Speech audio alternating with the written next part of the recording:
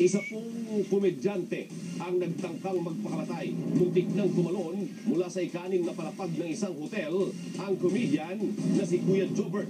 At live mula sa QCPD Station 10, napapatrol si Jasmine Romero.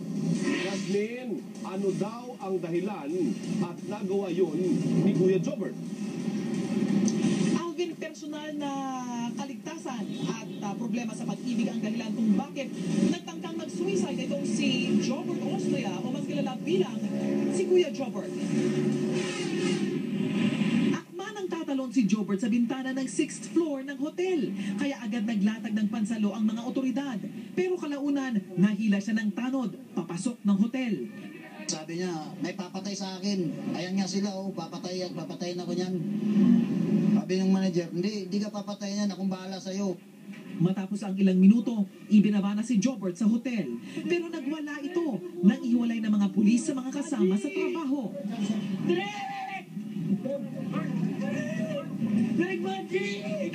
Dinala si Jobert sa QCPD. Dito, ikinuwento niya kung bakit siya nagtangkang tumalon. Gusto raw siyang patayin ng boyfriend ng girlfriend niya na nasa Canada. Meron nga kaninang tatlo ron habang paano ko Kaya umakyat ako kasi puntaan niya na sa kwarto. Narinig ko sa telepono, akyatin niyo na yan. Akyat na sila. Nag-aalala naman ang mga kasama ni Jobert sa trabaho. Medyo magulo pa talaga, magulo yung storya.